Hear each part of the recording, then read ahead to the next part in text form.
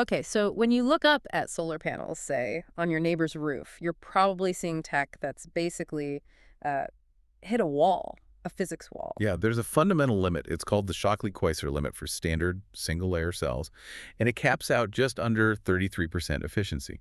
33%. And if we're really serious about pushing towards a net zero carbon economy, well, we need more, right? We absolutely need more. We can't just creep up to that 33% ceiling. Yeah. We need to find ways to, completely blow past it. And that is the mission for this deep dive. We're talking about a serious upgrade to solar power, stacking multiple cells, layering them, each one grabbing a different slice of sunlight. Specifically, we're diving into something called perovskite silicon triple-junction solar cells, PPSci for short. Right, PPSci sounds complex. It is, but the potential payoff is huge. Theoretically, this stacked approach could push that efficiency ceiling from 33% way, way up, maybe even to around 51%. 51%. Wow. But theory is one thing. Making them work in the real world and, crucially, making them last, that's been the hurdle. That has absolutely been the challenge, but it looks like there's been a major step forward. Exactly. And that's our source material for today, a really significant paper published in the journal Nature Nanotechnology. It's titled Tailoring Nanoscale Interfaces for Perovskite Silicon Triple-Junction Solar Cells. And this wasn't a small effort. It involved a large international team. You've got lead authors Jianghui Zheng and Guliang Wang, Okay. and corresponding authors like Leiping Duan from Shenzhen Hiking PV Technology, Zhong Chen at Xiamen University, and Anita Ho Bailey from the University of Sydney and UNSW. A really big collaboration. So what did this big team achieve? It wasn't just a tiny nudge in efficiency, was it? No, not at all. They managed to get a verified efficiency of over 27%. 27.06% to be exact. Okay, that's impressive. Closing in on that old 33% limit for single junctions. Right, but here's the kicker. They did it while also making these complex devices significantly more stable, more durable.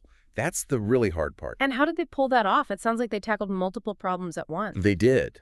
Think of it as three key breakthroughs working together. Let's call them the three pillars. Pillar one. First, fixing the basic chemistry, making the perovskite material itself more inherently stable. Pillar two. Second, perfecting the connection between the layers, this tiny nanoscale bridge that has to be electrically perfect but invisible to light. Pillar three. And third, cleaning up microscopic electrical flaws, defects on the surface of the top layer. Get all three right, and you get these results. All right, let's break that down. Starting with the basics. Why stack them? Why not just make silicon better at grabbing all the sunlight? Okay, think of sunlight like a full orchestra, right? You've got high notes, middle notes, low notes, different energy levels. Yeah, different colors, basically.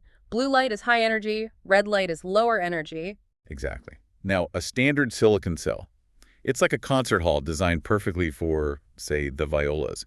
It handles that mid-range energy light really well. But the piccolos and the tubas get lost. Pretty much. The really high-energy blue light mostly just turns into waste heat because the silicon can't use all that extra punch. Okay. And the low-energy light, the deep reds and infrareds, often just passes straight through. It doesn't get absorbed at all. You're wasting maybe half the energy hitting the panel. Right, so you're missing out on a huge chunk of the potential power. That makes sense. So multi-junction cells layer different materials. Each material has a different band gap.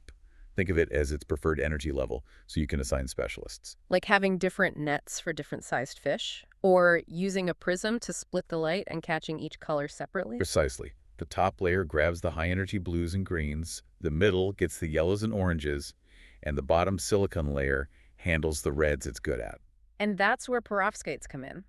Why are they the stars here? Perovskites are amazing for this because their band gaps are tunable. You can tweak their chemistry to perfectly match those different light energies. Ah, so you can customize them for the top and middle layers. Exactly. Plus, they're potentially cheaper to make, and you can often deposit them directly onto the silicon base. That's called monolithic integration, building it all as one solid block. Okay, so this PPSci stack idea isn't totally new. I think you mentioned Werner et al. Had one back in 2018. That's right. They reported the first one, but the efficiency was around 14%. Getting up past 27% now, like this team did, shows this approach has really started to mature. Moving from a lab curiosity to something potentially manufacturable. It really is. But for manufacturing, you need stability. That's always been the big question mark with perovskites. The Achilles heel, I've heard it called. They just fall apart easily. Historically, yes. They can be sensitive to moisture, heat, even light itself over time. And a lot of the early high-performance recipes used ingredients that caused problems. Like what? Well, two main culprits were often methylammonium, these are called Ma, and lithium fluoride, or live, LiWAF. Ma was great for getting good crystal structure initially, but notoriously unstable. It tends to trigger something called phase segregation pretty quickly, especially under stress like heat or light. Phase segregation. Okay, jargon alert. What does that mean in simple terms? Imagine you build a really nice Lego castle, perfectly structured. Phase segregation is like some of the Lego bricks deciding they don't want to be part of the castle anymore and spontaneously rearranging themselves into, I don't know, simpler little huts. So the material literally starts to break down its own structure. Exactly. The crystal structure changes, it separates into different phases, and those new phases aren't good at converting light anymore. The efficiency just tanks. It basically self-destructs over time. Ouch. So if Ma was a key ingredient for good performance but also caused this instability, how did Zhang, Wang, and the team get rid of it? That seems like pillar one. That was their first big move, What? solution A fundamental recipe change. They completely eliminated Ma, just took it out. And replaced it with? They incorporated rubidium, Rb, into the main perovskite structure instead. Rubidium helps stabilize the crystal lattice, gives it resilience, but without that tendency to segregate like Ma does. So Ma-free equals more stable. Much more stable. Their tests showed these Ma-free versions degraded far, far less. That tackled the bulk material instability. Okay, so the core material is tougher. But you mentioned pillar 3 was fixing surface defects. Interfaces are often weak points too, right? Absolutely. The point where the charge has to jump from the perovskite into the next layer is critical. And that interface often used leaf, which, like Ma, can also be unstable. So they needed to fix that connection point too. All right, that was solution B. They developed a new surface treatment using an organic molecule called piperazine 1,4,4-danium chloride. Let's just call it PDCl. PDCl. Okay, easier. And what did PDCl do differently than LiF? It did two crucial things. First, it replaced the unstable life. Second, it passivated the surface. Think of defects on the perovskite surface, like tiny potholes or traps for electrical charge. Okay, so the electrons and holes get stuck. Yeah, they get trapped and lost, which kills efficiency. Yeah. PDCl essentially smoothed over those potholes to reduce these trap densities. Better traffic flow for the electricity. Much better. And the results were clear. In their test devices for just that top layer, adding PDCl boosted the average efficiency from about 13.7% to 15.1%. That's a decent jump just from a surface treatment. It is, and it showed up in the voltage. The VOC went up significantly, meaning less energy loss, and they achieved a record fill factor, or FF, of 84.5% for this type of cell. Fill factor. Remind me what that tells us. Fill factor is basically a measure of how close the cell's actual power output is to its theoretical maximum based on its voltage and current. A high FF, like 84.5%, means it's really effectively extracting almost all the power it possibly can. Very few losses internally. Got it. So stable chemistry inside, clean surface outside. Now for pillar 2, connecting the two perovskite layers, that nanoscale bridge you mentioned. This is where things get really tricky, dealing with structures just nanometers thick. You need an electrical connection between the top perovskite and the middle one. So current can flow through. Right, but that connection absolutely must be transparent. If it blocks light, the middle and bottom cells won't get enough photons, and the whole advantage of stacking is lost. A transparent wire, basically. What do they use? They use a combination of extremely thin gold, ultra-thin gold, and tin oxide deposited using a technique called atomic layer deposition, ALD.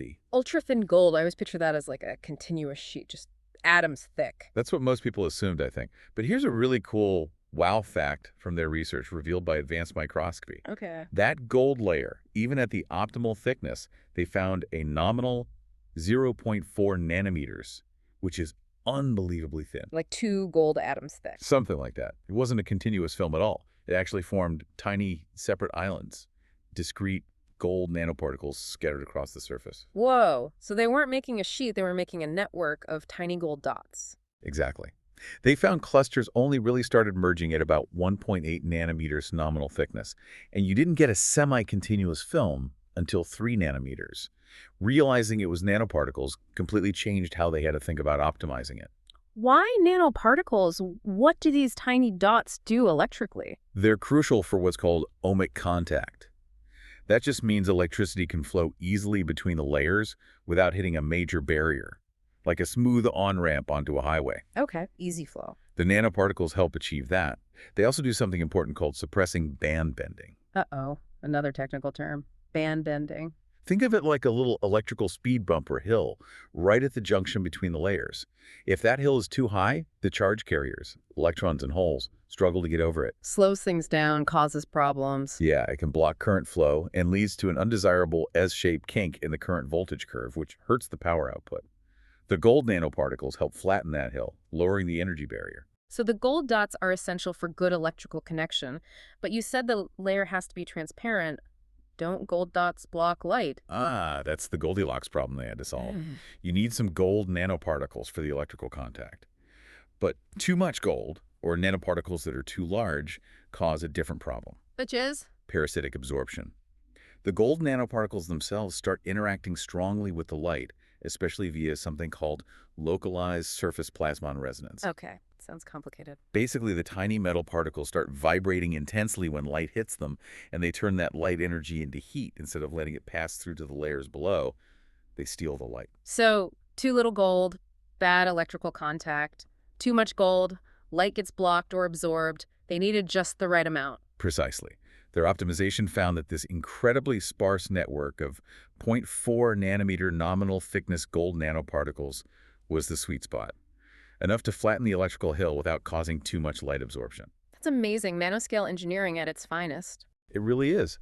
And they showed this optimized nanoparticle interface worked much better than more traditional connector layers like ITO, partly because the disconnected nature of the dots might help limit any tiny short circuits. Okay, so let's put it all together.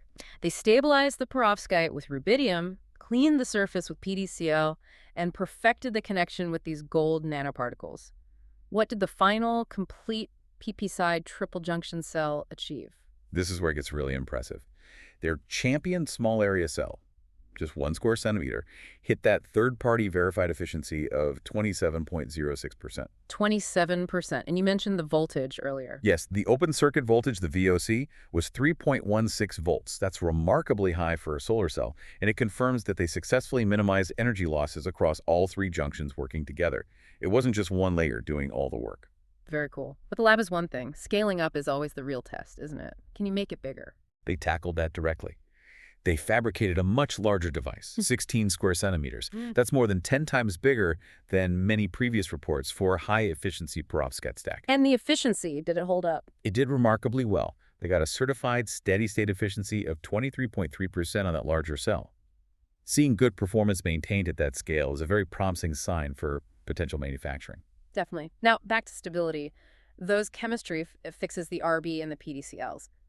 How did they translate into actual durability? You mentioned a 407-hour test. Right, the operational stability test. They took an encapsulated 1 square centimeter cell and ran it continuously at its maximum power point under simulated sunlight for 407 hours. Yeah. It kept 95% of its initial efficiency.